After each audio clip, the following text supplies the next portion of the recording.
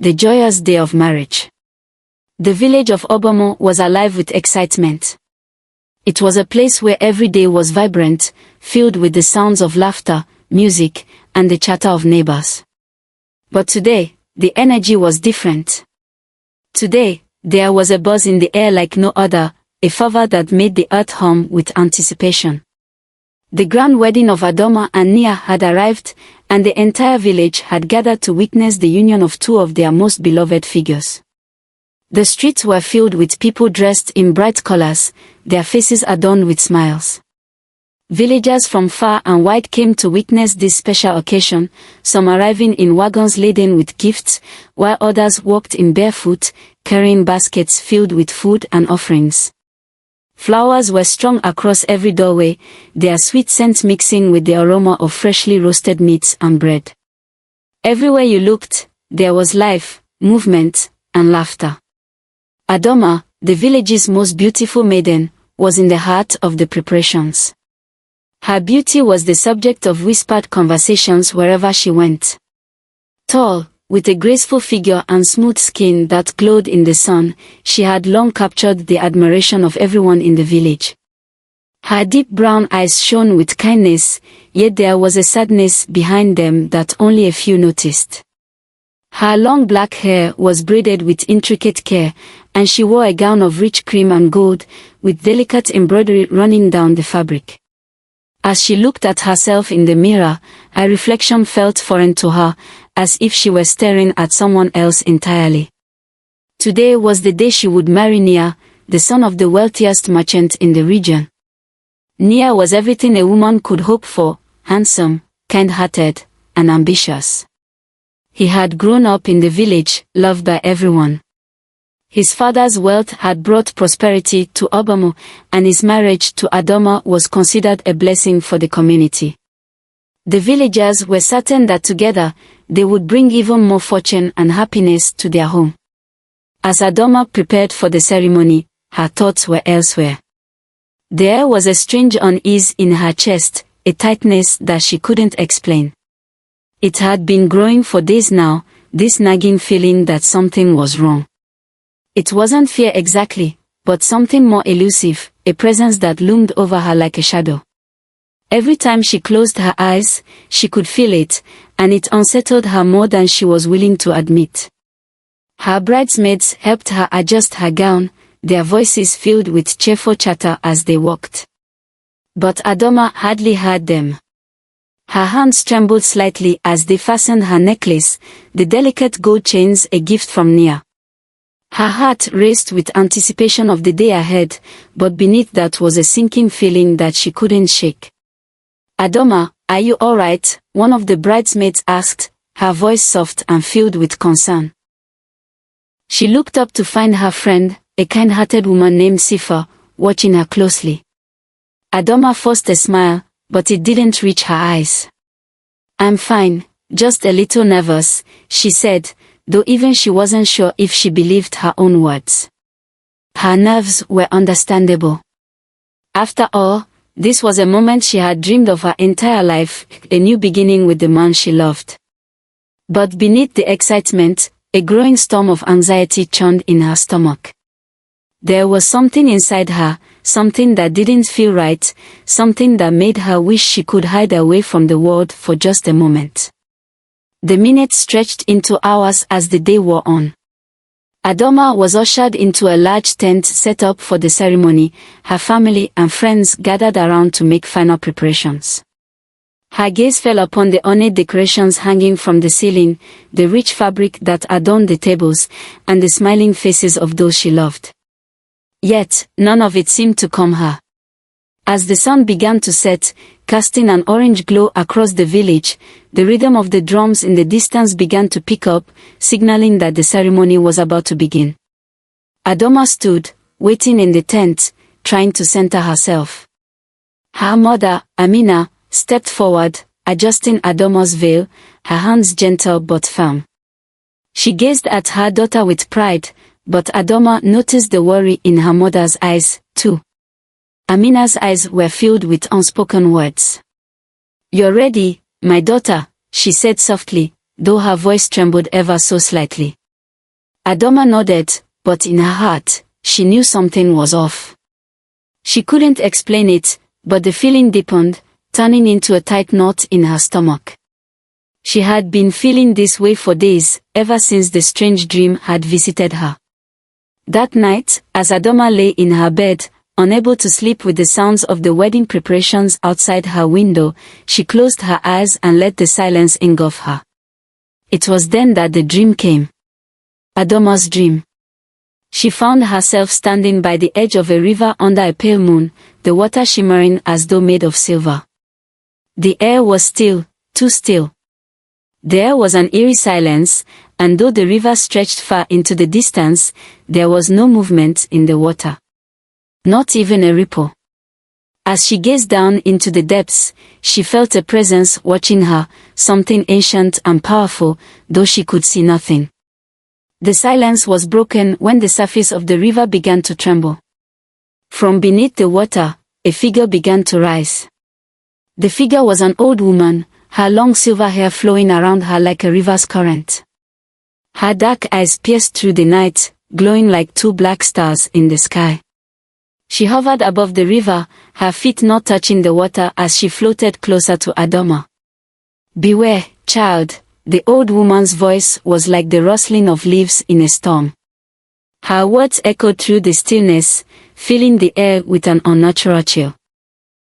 "You carry more than life in your womb. You carry a curse." Adoma tried to speak, but no words came out. Her mouth moved, but only silence followed. The woman's voice grew louder, more urgent. "The river spirit is upon you. It will take what belongs to it on the day you are most joyful." Before Adoma could respond, the woman vanished, disappearing into the mist of the river. The eerie calm returned, and the river once again lay still, as if nothing had happened. Adoma woke with a start, her breath coming in short gasps. She sat up, drenched in sweat, her heart pounding wildly. She pressed her hands to her chest, trying to calm herself, but the dream lingered, haunting her. It was too vivid, too real. She felt the weight of the woman's words as if they were carved into her very soul.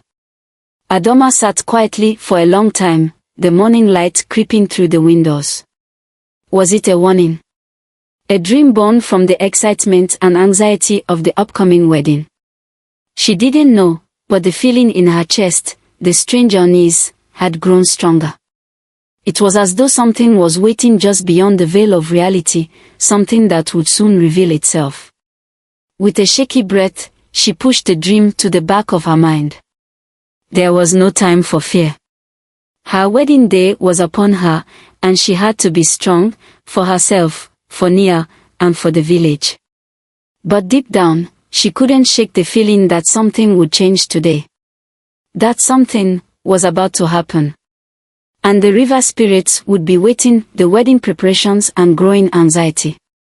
As the wedding day approached, the village of Obomo buzzed with even greater excitement. The grand ceremony was drawing near, and preparations were in full swing. The tents were decorated with vibrant colors, and the air was thick with the scent of incense and freshly baked bread. The community worked together to ensure that everything was perfect for the union of Adoma and Nia. But despite the joy and celebration around her, Adoma felt an increasing unease that weighed heavily on her heart. Adoma's physical struggles. Adoma could feel it within her, a strange sensation that she could not explain. It began subtly at first, a soft fluttering in her abdomen, a small, almost imperceptible movement.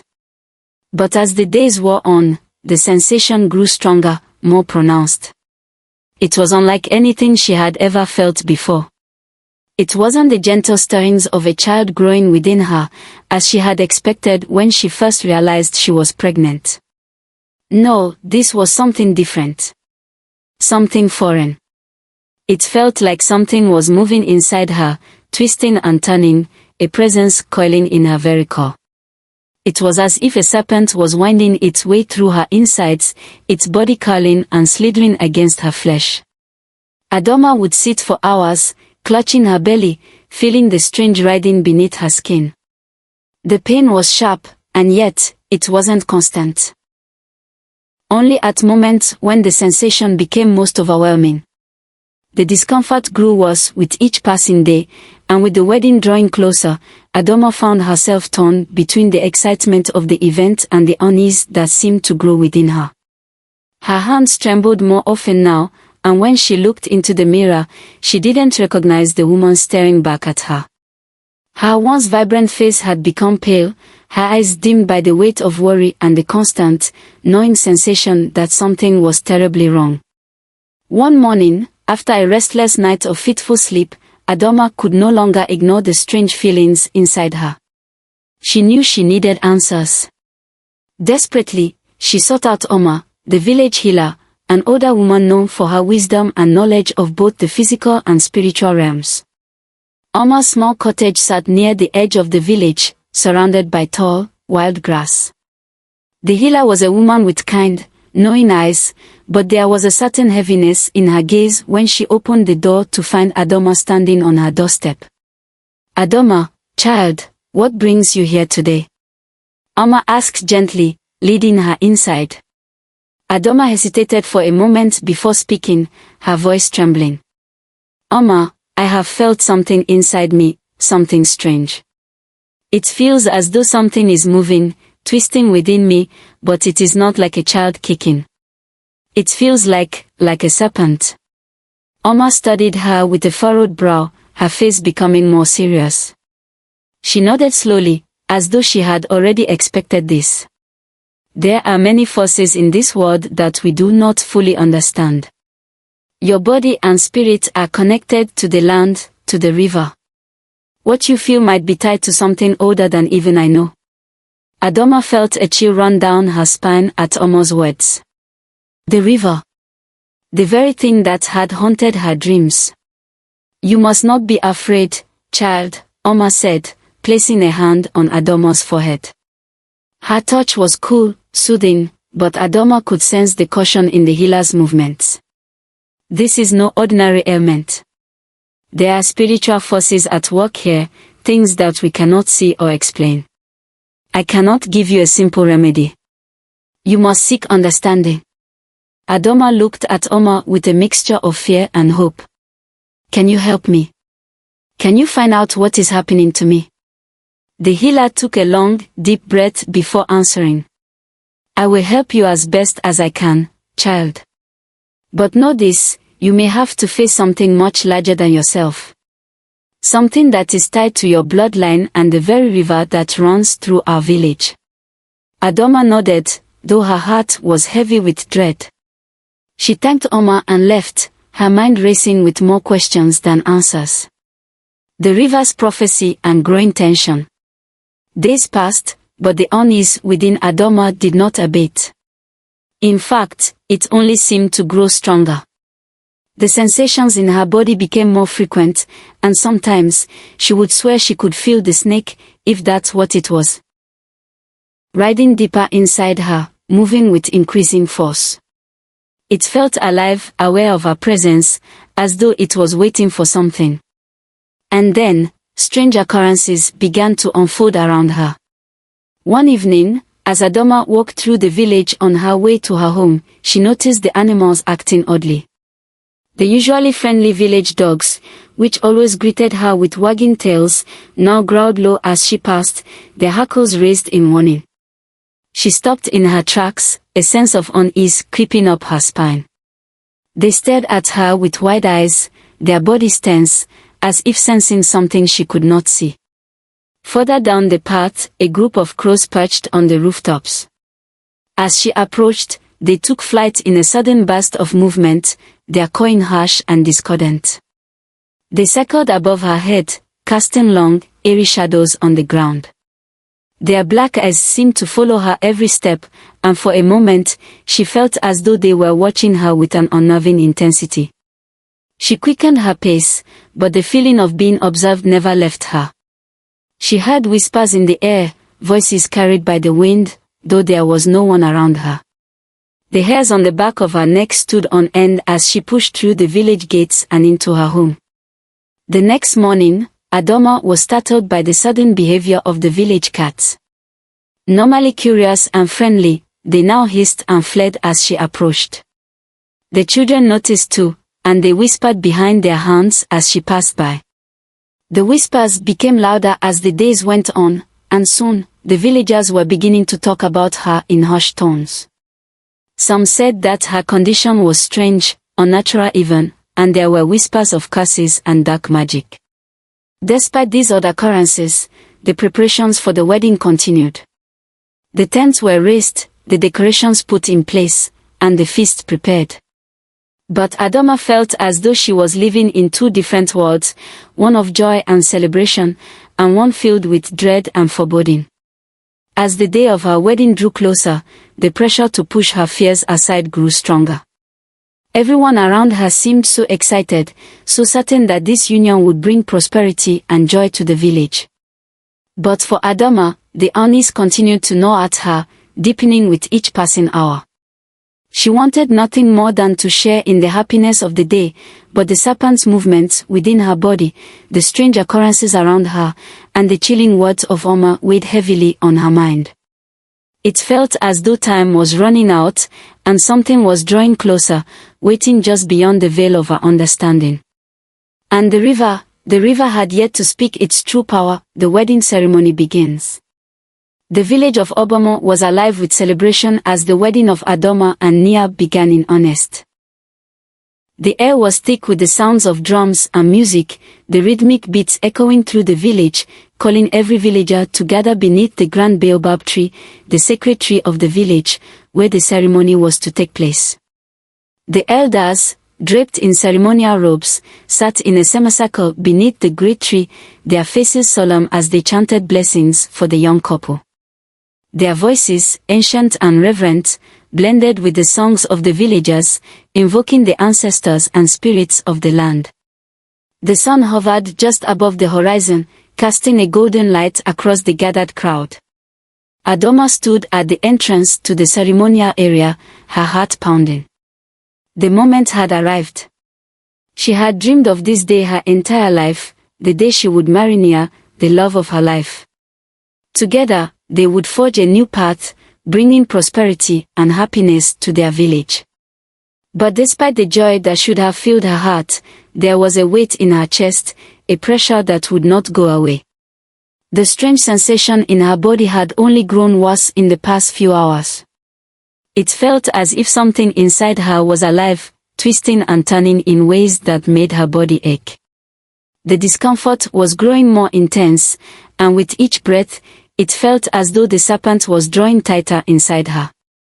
She clenched her jaw, trying to ignore it, willing herself to remain composed for the sake of her village, her family, and her beloved Nia. As the drums continued to beat, Adoma stepped forward. The moment she crossed the threshold of the sacred space, the crowd erupted in cheers, their voices rising in unison as they welcomed her. Her white gown shimmered in the sunlight, adorned with golden thread that sparkled like stardust.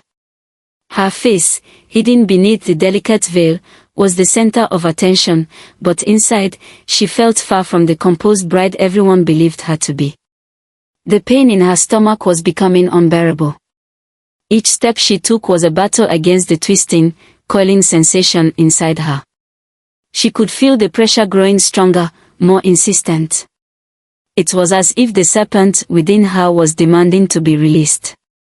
She clutched her stomach, her hands trembling as she took her place beside Nia. His eyes, filled with love and joy, met hers, but Adoma could not bring herself to smile. Her lips quivered, and she tried to force a calm expression onto her face, but the pain was relentless. Nia, noticing the strain in her features, leaned in closer, his voice low with concern. "Adoma, are you alright?" She forced a smile, her voice weak. "I'm fine, Nia. Just a little tired." But even as she spoke, the pressure inside her grew. It was as if the very air around her had thickened, and the pain now radiated through her entire body.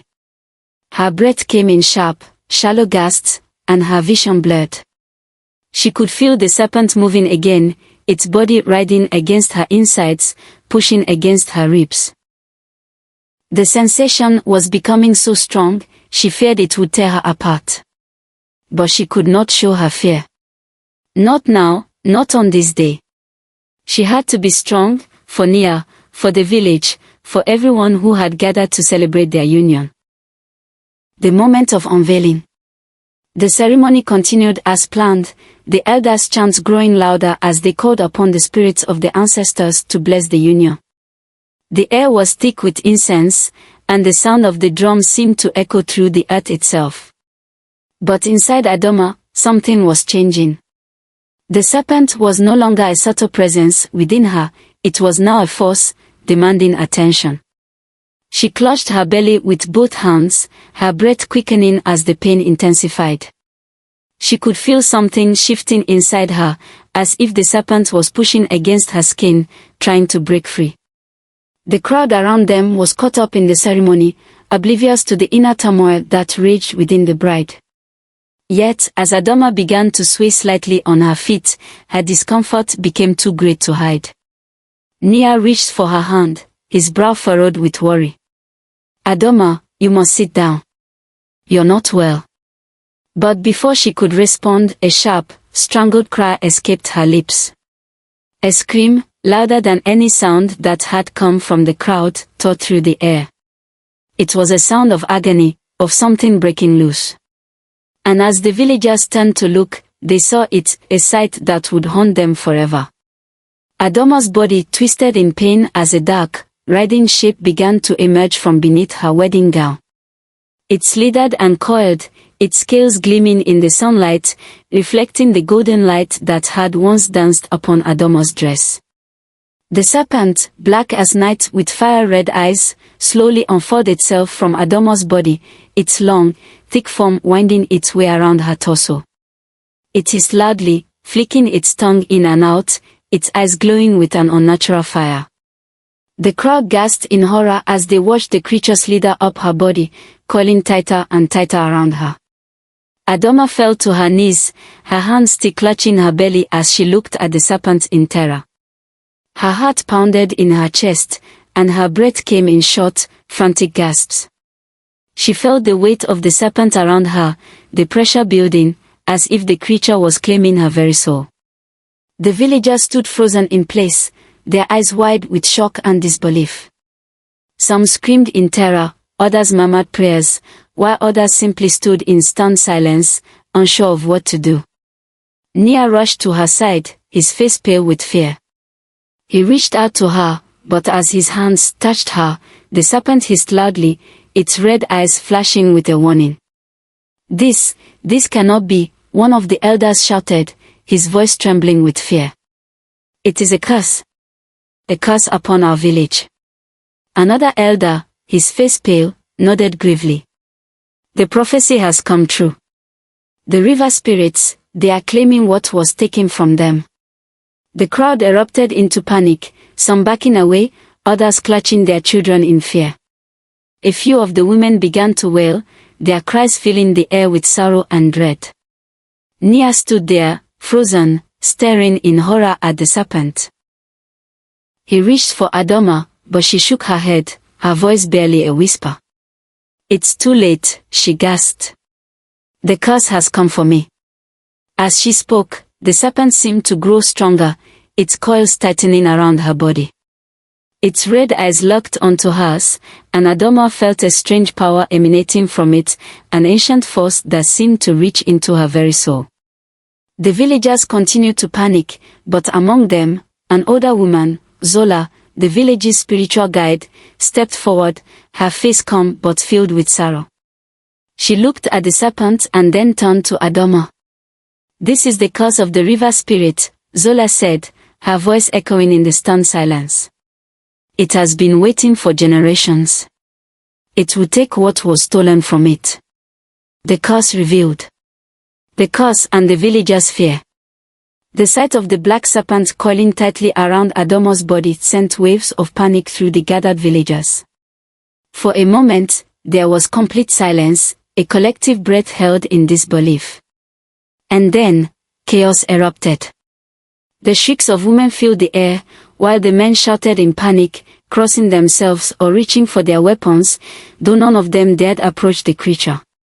The children, wide-eyed and terrified, clung to their mothers, afraid to even look at what was happening before them.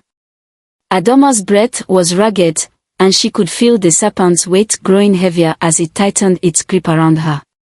Its eyes glowed with an unnatural, fire-red light, its hiss filling the air with an eerie sound that seemed to reverberate deep within the souls of the villagers. It was not just a creature, it was a force of nature, a manifestation of something far older and far more powerful than any of them had ever imagined. The elders, standing in a circle near the baobab tree, exchanged fearful glances. Their faces, once filled with pride and joy for the wedding, were now grim with understanding. They recognized the serpent for what it was, a manifestation of the river spirit's wrath, a curse that had been set in motion long ago, passed down through generations like a shadow lurking beneath the surface of their history. One of the elders, his voice trembling with fear, muttered, "It's the curse of the river spirit. It's finally come to claim what was stolen."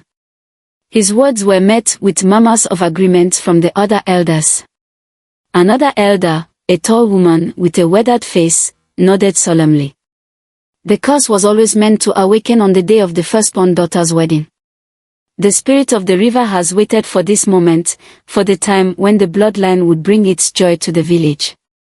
The crowd fell into an uneasy hush as they realized the gravity of what was happening. Adoma's condition, the strange sensations she had felt in the days leading up to the ceremony, the serpent's emergence, it was all connected to the river spirit's anger. The village had long prospered, thanks to the river, but it had come at a cost. A cost now being demanded from them. Adoma, though weakened by the serpent's pressure, looked around at the villagers. Fear had taken root in their hearts, but she could see that they were not just afraid of the serpent. They feared the very real possibility that they had been cursed for generations, a curse that would now take everything from them. At the edge of the crowd, Zola, the village's spiritual guide, stepped forward. She was an elderly woman, tall and commanding, with long, silver hair that cascaded down her back. Once, she had been the keeper of the village's spiritual knowledge, the one who understood the ancient ways of the river spirits.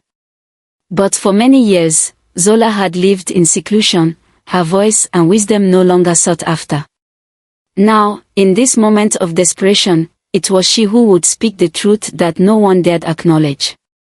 Zola's prophecy and the choices ahead. Zola stood before the terrified villagers, her presence commanding immediate attention. She looked at the serpent that coiled around Adoma, her face somber but resolute. Slowly, she raised her hand, signaling for the villagers to quiet down. The drums that had once been the pulse of the celebration now seemed distant, muffled by the weight of the silence that fell over the crowd.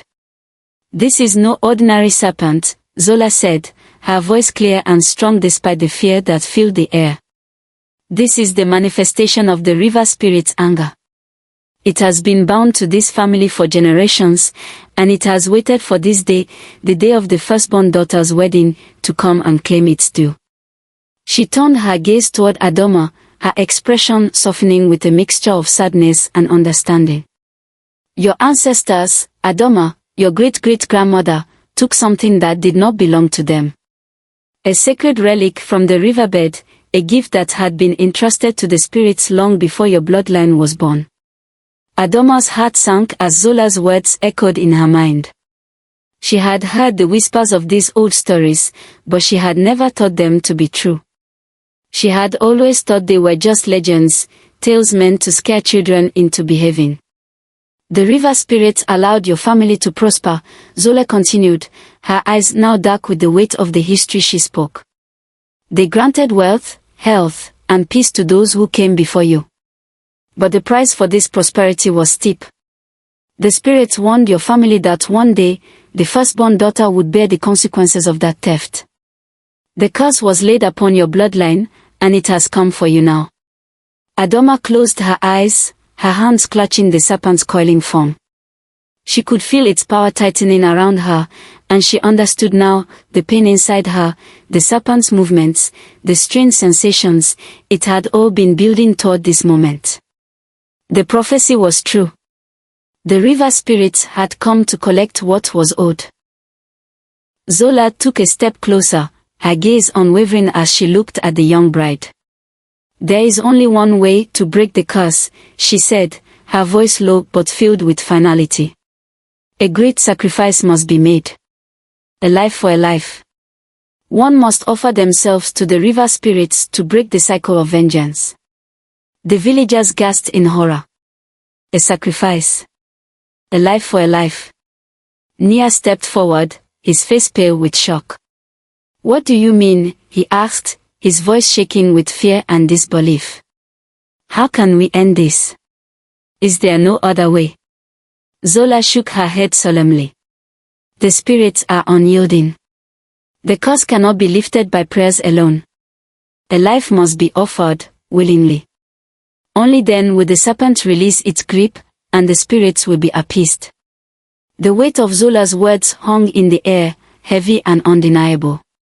The villagers were silent, uncertain of what to do. Some began to whisper nervously, while others turned away, unable to face the truth of the situation. Adoma, her body trembling beneath the serpent's grip, looked at the crowd, her heart filled with both fear and resolve. She had always known that the village had paid a price for its prosperity, but she had never imagined it would fall on her. Yet now, as the pain in her body intensified, she realized what must be done. With a deep breath, Adoma gathered the strength to speak, her voice steady but filled with emotion. "I will do it." The crowd turned to her, their eyes wide in shock. "What? No, Adoma!" Nia cried, rushing to her side. "You can't. You're my bride." Adoma shook her head, her eyes filled with determination. "It's the only way to end the suffering. To save all of you, to save my family. The serpent will not release its grip unless I make the sacrifice. I will offer my life to the river spirits, so that the curse can be lifted." Her voice faltered for a moment, but she gathered herself once more. "I will do it for us. For the future of this village. For all of you." There was a long silence, broken only by the distant sound of the river's flow. And then, Zola spoke once more. "The sacrifice must be made at the river's edge, at midnight, alone. If you survive until dawn, the curse will be lifted. But if you fail, your soul will belong to the river forever." Adoma nodded, her decision made. She would face the river spirits, no matter the cost. For her village. For Nia. For her family. The villagers watched in silence as she stepped forward, her fate sealed. The test of the river spirits. Adoma's journey to the river. As the sun dipped below the horizon, the sky darkened, casting an eerie glow over the village.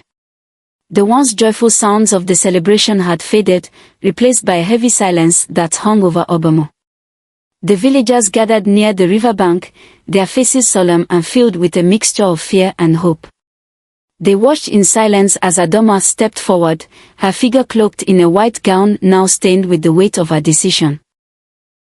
The evening breeze whispered through the trees, as if the very earth itself was holding its breath. The moon, full and pale, hung high in the sky, casting a ghostly light over the river. The water, which had once been a symbol of life and prosperity for the village, now appeared dark and foreboding. The river flowed with a quiet power, its surface disturbed only by the occasional ripple, as though the spirits of the water were watching, waiting. At the edge of the river, Zola stood, her face as unreadable as the river's depths. She was the only one who could guide Adoma through this final test, the only one who knew the way to appease the spirits. Her eyes were filled with an ancient wisdom, a wisdom that was both comforting and terrifying. "Do not look back, Adoma," Zola said, her voice low but firm. "Keep moving forward. No matter what you hear, no matter what you see. The spirits would test your resolve. You must stay focused, keep your heart steady, and trust in the path you have chosen. Adoma nodded, though her heart was pounding in her chest. She had come this far, and now there was no turning back. The weight of the decision, the sacrifice she was about to make, seemed almost too much to bear. But she had made her choice, for the village, for Nia, for her family. She had to see it through. Zola's final words echoed in Adoma's mind as she took her first step into the cold river. The chill of the water seemed to cut through her very bones, sending a shiver down her spine. It was like stepping into the heart of the earth itself, where the air was thick and heavy with ancient power. With each step, the water deepened, the current growing stronger. The chill of the river seeped into her skin, making her body ache, but she pressed on. She had no choice but to keep moving forward. Her feet sank into the soft riverbed, the cool water rising up to her waist, then to her chest, until she was wading deeper into the heart of the river. The spirit's test. The further Adoma went, the more the river seemed to come alive around her. The gentle flow of the water that had once been peaceful now felt turbulent, as if it was alive, restless, angry. The air grew thick with an unnatural silence, broken only by the sound of the river rushing past her. Then, just as Zola had warned, the whispers began.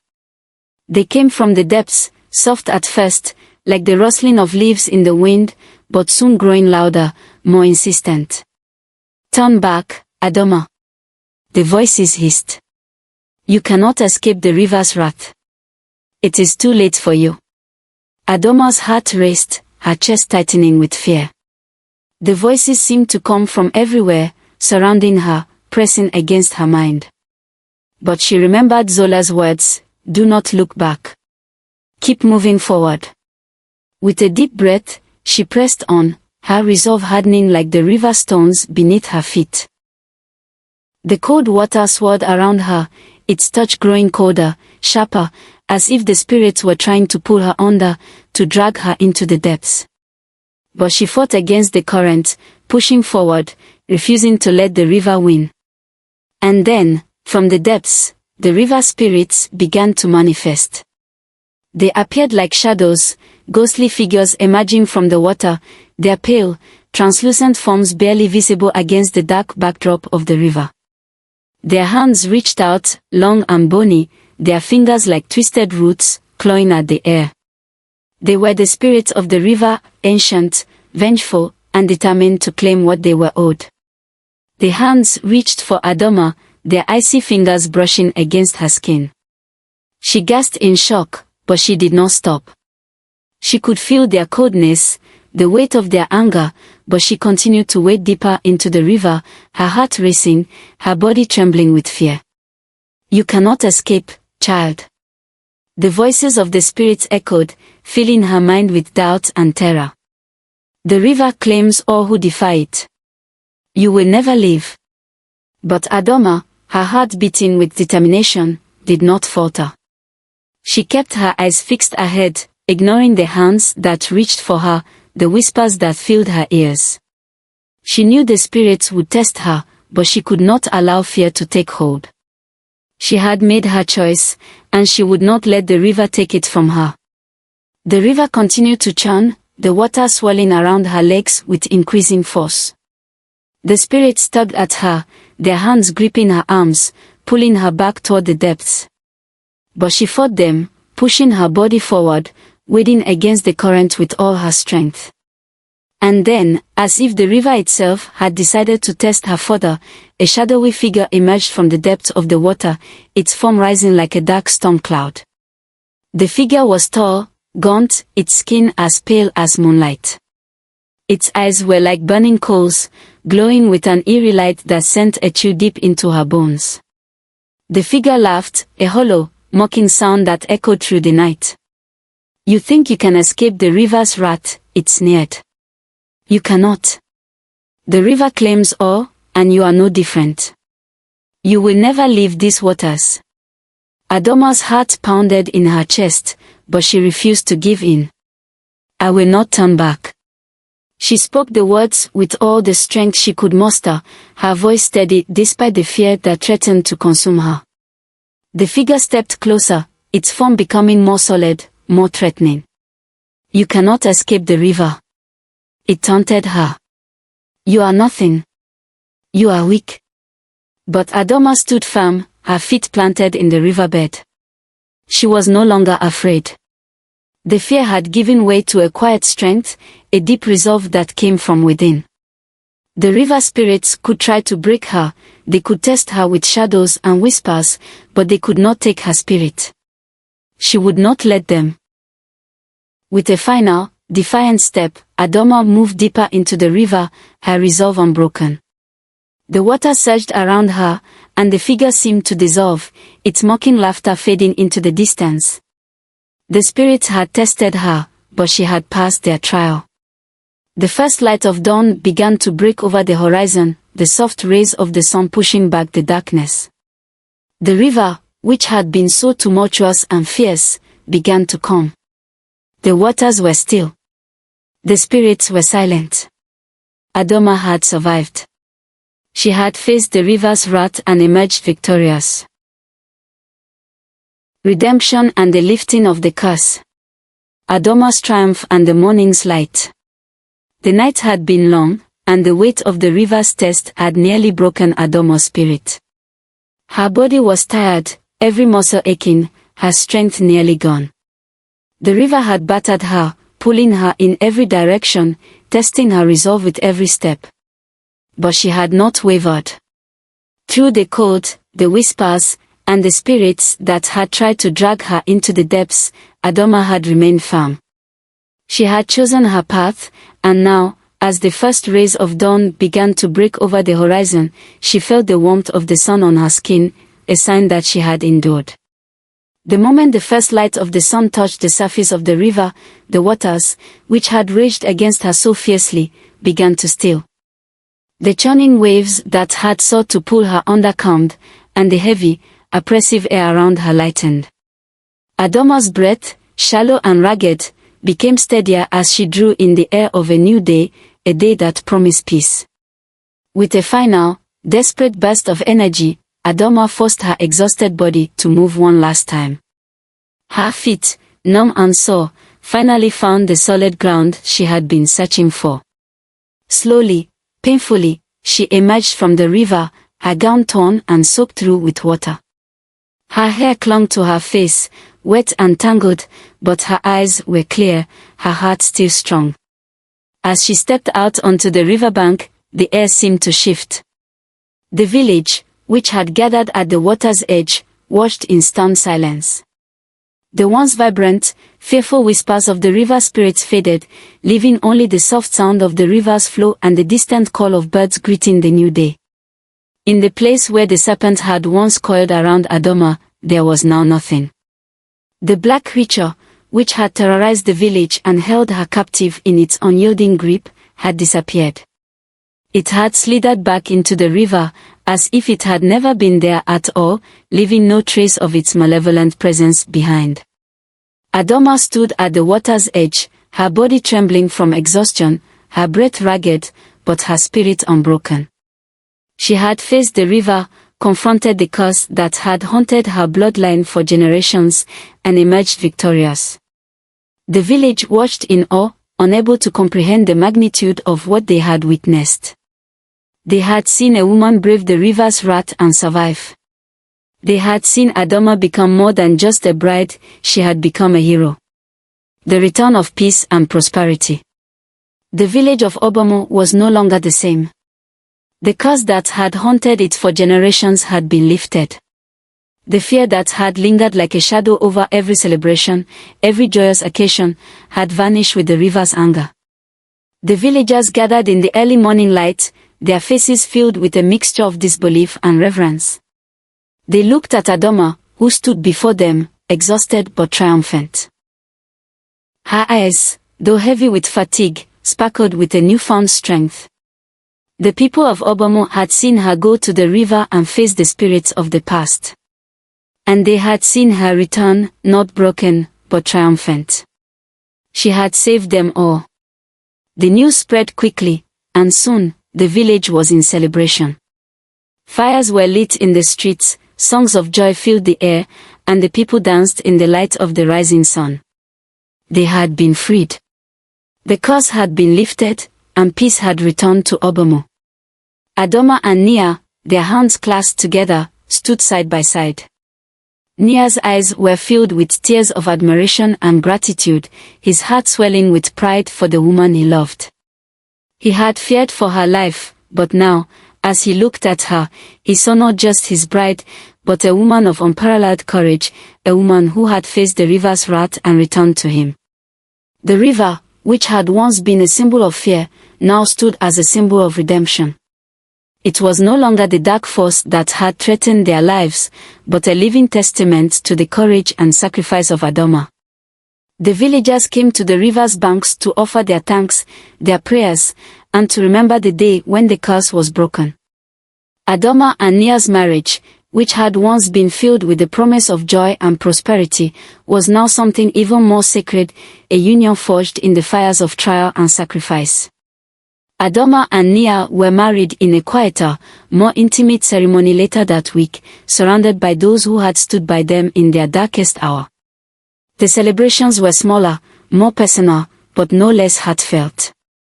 The entire village, now freed from the curse, honored Adoma's bravery with songs, dances, and blessings. The elders, once solemn and filled with fear, now offered their praises, recognizing the strength and courage of the woman who had saved them all. The river spirits, whose anger had once threatened to destroy them, were now at peace. The curse that had plagued Adoma's family for generations had been broken, and the spirits were no longer vengeful. The villagers gathered near the river each year, not in fear, but in reverence, offering thanks to the spirits for their mercy, for the redemption that had been granted to their land. Adoma and Nia, though still young, knew they had been tested in ways they never could have imagined. Their love had been strengthened, their bond unshakable. Together, they looked toward the future with a sense of purpose and gratitude, knowing that they had faced the unknown and come through it stronger than ever before. The village of Obomo, once shrouded in fear and uncertainty, had been renewed. And in the heart of it all was the river, flowing gently once more, a symbol of the trials faced and the strength that had been found in the darkest of times.